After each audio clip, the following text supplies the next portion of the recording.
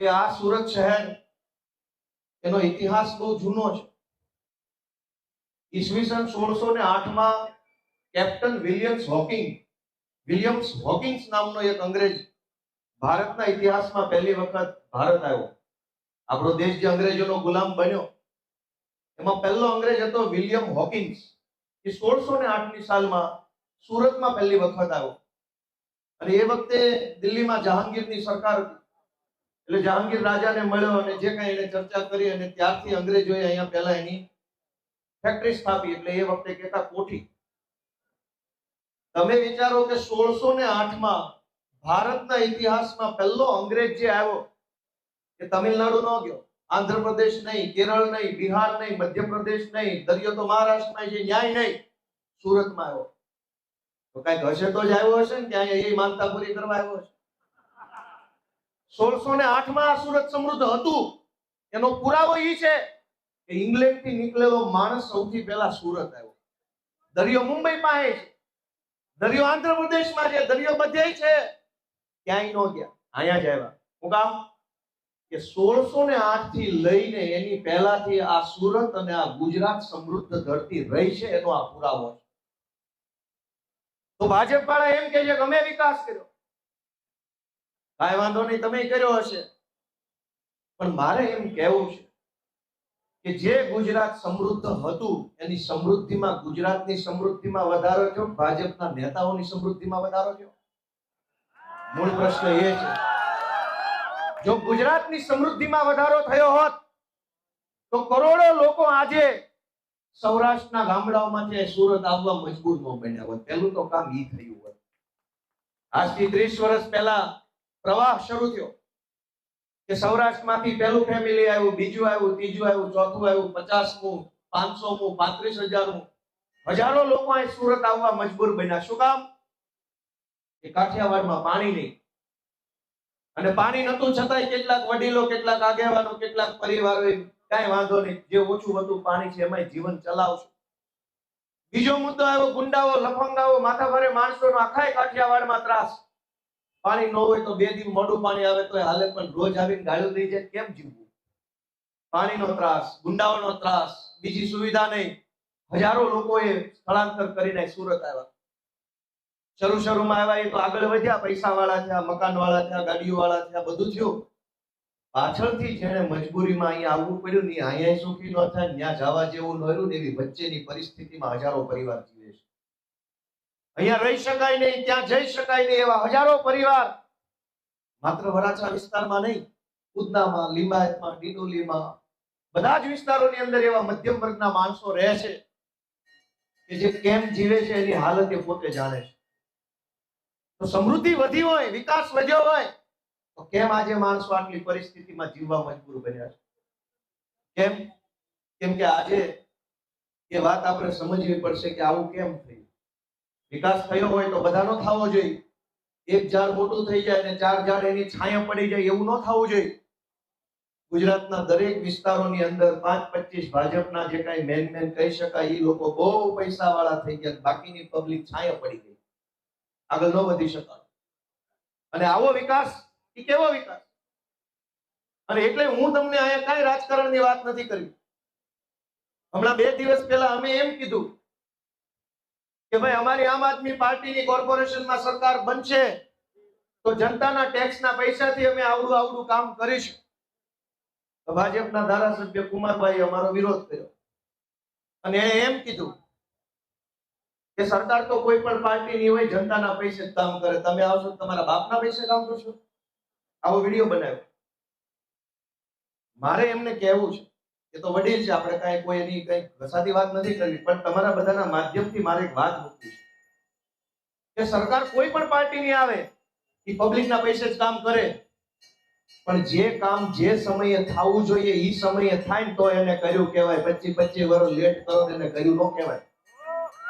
અને એનો હું દાખલો આપું કે ટેક્સ, સરકારના, જનતાના ટેક્સના પૈસે જ કામ થાય, પણ એ ક્યારે થવું જોઈએ? હવે સુરતમાં અત્યારે મેટ્રો બને છે. હું લિસ્ટ જોતો હતો મેટ્રોની વેબસાઇટ ઉપર. પશ્ચિમ બંગાળના કલકત્તામાં 1984 માં મેટ્રો ટ્રેન ચાલુ થઈ ગયેલી, હાલતી થઈ ગઈ. દિલ્હીમાં 2002 માં મેટ્રો ટ્રેન ચાલતી થઈ ગઈ, લોકો ટિકિટ લઈને મુસાફરી કરતા થઈ ગયા. બેંગ્લોરમાં 2011 માં મેટ્રો ટ્રેન ચાલુ થઈ ગઈ. જયપુરમાં 2015 માં ચાલુ થઈ ગઈ. લખનૌમાં 2017 માં મેટ્રો ચાલુ થઈ ગઈ. નાય હજુ પાયા ગાળે છે ને એ વિકાસ કરાવે. તમે છોકરો નાનો થાય ત્યારે જબલું લઈને જાવ તો હારા લાગે, છોકરો પવન એવો થાય ત્યારે જબલા લઈને જાવ તો કોઈ મારવા લે. કોઈ વિકાસ તો પબ્લિકના પૈસે જ થાય, પણ ક્યારે થાય? જે શાળાની, જે દવાખાનાની, જે લાઇબ્રેરીની, જે સુવિધાની જરૂર 2011 માં હોય એ કોલેજ 2026 માં ન બને તો અમારે તમને ચાર શબ્દો નહીં કહેવાના. આજ આખા વરાછા વિસ્તારમાંથી આપણા છોકરાઓએ ભણવા જવું પડે છે દૂર દૂર સુધી. કોઈ આમ વડોદરા સાઈડ દૂર દૂર ભણવા જાય છે, કોઈ ત્યાં અઠવા લાઇન્સ તરફ ભણવા જાય છે. 30 વર્ષ થઈ ગયા ભાજપની સરકારને. એ કઈ ઘર આંગણે કોલેજ ખોલી દીધી હોત તો હજારો દીકરીઓના મા બાપને શાંતિ ન થાત કે અમારી છોકરી અહીં વરાછામાં જ ભણે છે. દોડી ટુ વ્હીલ લઈને જોઈ આવું કે દીકરી સલામત તો છે. આ દરેકની દીકરીઓ આગે ભણવા જાય છે. દરેક મા બાપને ઉજાગરો થાય, ચિંતા થાય કે શું થયું હશે, શું નહીં થયું હોય, ક્લાસરૂમમાં શું થયું હશે, દીકરી ભણવા ગઈ છે ત્યાંથી કોઈને ભોળવી હશે, નહીં ભોળવી હોય. 30 વર્ષ થઈ ગયા, એક વરાછામાં કોલેજ નથી બનાવી શક્યા, છતાં એમ કે છે તમે વિકાસ કરશું. કોનો? દોસ્તો, હું તમને વિનંતી કરવા આવ્યો છું. આમાં રાજકારણની કઈ વાત નથી. તમે બધાય વિચારો કે તમારા છોકરા તમારા ઘર આંગણે ભણે, એમાં ખોટું શું છે? એમાં ખોટું શું છે? 2 કિલોમીટરના 4 કિલોમીટરના ગેપ ઉપર કોલેજ હોય અને ત્યાં ભણે. હાલતા ચાલતા આપણા ગઢા મા બાપોએ આંટો મારીને કેમ્પસમાં જઈને જોયા એવી વ્યવસ્થા થાય તો ખોટું શું છે? અમે એ વાત કરવા આવ્યા રાજનીતિમાં કે તમારા ટેક્સના પૈસાથી તમારા બાળકોને અને તમને સારી સુવિધા મળે એવી સરકાર અમે ચલાવશું. એમાં અમારી સામે ગાળાગાળી કરે, તારા બાપના પૈસા. નાના ભાઈ, કોઈના બાપના પૈસા ન હોય, જનતાના જ પૈસા હોય બધા, પણ ટાણે વ્યવસ્થિત કામમાં વાપરો તો હારા લાગો. મિત્રો, મારે એક વિનંતી એ કરવાની કે આ આખી ભાજપની સરકારમાં મનોજભાઈ ઘણી સમસ્યા જણાવી કે આ રોડનું આમ છે, પાર્કિંગનું આમ છે, ઓલું આમ છે, ઓલું આમ છે, ઓલું આમ છે. અમે ન બોલીએ તો પબ્લિક જાણે છે કે કેટલી સમસ્યા છે. પણ મારે એક વસ્તુનું ધ્યાન દોરવું છે કે સૌથી મોટી સમસ્યા શું છે ગુજરાત આખામાં, સુરતમાં, બધે કે કોઈને કોઈ કહેનારું માણસ જ નથી, કોઈ રોકવા ટોકવા વાળો જ નથી. તમે મ્યુનિસિપલ કોર્પોરેશનમાં કે જીએસટી વિભાગમાં કે આરટીઓમાં કે મામલતદારમાં કે પ્રાંતમાં કે એસપી ઓફિસે, પોલીસ સ્ટેશનમાં જાઓ તો એ બધી ઓફિસમાં બેઠેલા સરકારી માણસોને કોઈ જાતની પબ્લિકની દિક્કત લાગતી નથી. થાય કરી લે જેવો જવાબ આપે. આખા ગુજરાતની સરકારી કચેરીમાં બેઠેલા માણસોને કોઈ દિક્કત નથી. શું કામ? કેમ કે એને ખબર છે કે અમારો બોસ ભાજપમાં બેઠો છે ને, અમને બચાવી લેશે, અમને તારવી લેશે, સસ્પેન્ડ નહીં થવા દે, ડિસમિસ નહીં થવા દે. પબ્લિક તો અમારું શું કરી લેશે? તો ભાજપના નેતાઓ બધા સરકારી માણસોને પ્રોટેક્શન આપે તો ભાજપના નેતાને તો બીક લાગવી જોઈએ. બીક તો એને લાગતી નથી. કેમ? એને ખબર છે કે ભાઈ ચૂંટણી આવશે, હિન્દુ મુસલમાન ભારત પાકિસ્તાન કરશું તો પબ્લિક મત દઈ જશે. આમાં દીવાનું કોનાથી? પબ્લિકની બીક ભાજપના નેતાને નથી, નેતાને બીક અધિકારી નથી, એટલે કોઈને કોઈની બીક નથી, એટલે બધું હાવ એમનામ તંત્ર હાલે છે. તો પબ્લિકની બીક સરકાર ઉપર હોવી જોઈએ કે ન હોવી જોઈએ? કેવા છે બધા મને? આમાં ક્યાં બીક છે? અત્યારે જ્યારે હું આ સભામાં આવતો હતો તો અત્યારે ભેસાણમાં ભાજપના પ્રદેશ પ્રમુખની સભા હતી. હું જ્યાં ધારાસભ્ય છું ત્યાં ભેસાણની સભા સાંભળજો. એની ભેસાણની સભામાં એને કેરળની વાત કરી, પશ્ચિમ બંગાળની વાત કરી, પાકિસ્તાનની વાત કરી, દિલ્હીની વાત કરી, પંજાબની વાત કરી, પણ ભેસાણની ન કરી. તમે વિડીયો જોજો કે ભેસાણ ઉભા કેરળની વાત. એટલે આ ભાઈ ભેસાણ ને કેરળ ને શું લેવા દેવા છે? અને કેરળમાં તમારી પાર્ટી મરી ગઈ છે, કરો ન્યા વિરોધ. ભેસાણમાં કામ કેરળનો વિરોધ કરો? દોસ્તો, મારી એટલી જ વિનંતી છે કે પબ્લિકને ચૂંટણી ટાણે ભારત, પાકિસ્તાન, હિન્દુ, મુસલમાન, કબ્રસ્તાન, શમશાન આવા બધી વાતો કરી અને 30 વર્ષથી આ લોકો છેતરતા આવ્યા છે. હું તમને એટલી વિનંતી કરવા આવ્યો છું કે જનતાનો જરાક ડર બધી પાર્ટી, બધાય નેતાઓને લાગે ને, એવું જો ઈચ્છતા હોય તો આ વખતે હાવણાનું બટન દબાવી દો. અમે બેઠા છીએ એમની સામે કરવા. જો બધા જ નેતા, બધી જ પાર્ટીઓ ઉપરથી જનતાનો ડર વયો જશે તો નુકસાન ગોપાલભાઈ નું નહીં થાય, નુકસાન આમ આદમી પાર્ટીનું નહીં થાય, નેતાઓને જનતાનો ડર નહીં લાગે તો જનતાનું જ નુકસાન થવાનું છે. આપણે બધા યાદ રાખવું પડશે દોસ્તો. અને આ ભાજપની સરકાર, એની પાસે કોઈ આયોજન જ નથી.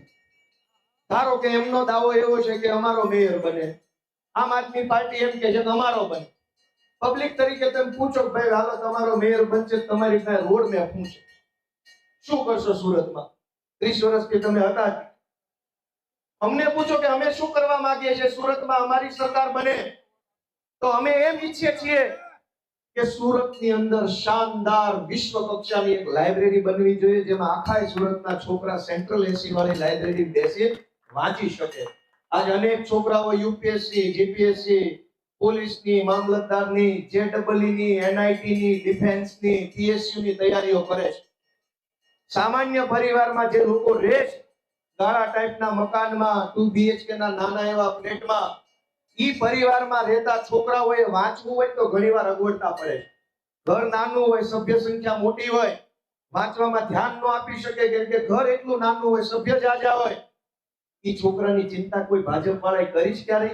કે જેના ઘર હાંકડા છે, ઈ પરિવારના છોકરાઓએ શાંતિથી ખુરશીમાં બેસીને એસી વાળી જગ્યાએ વાંચવું હોય ક્યાં જવાનું?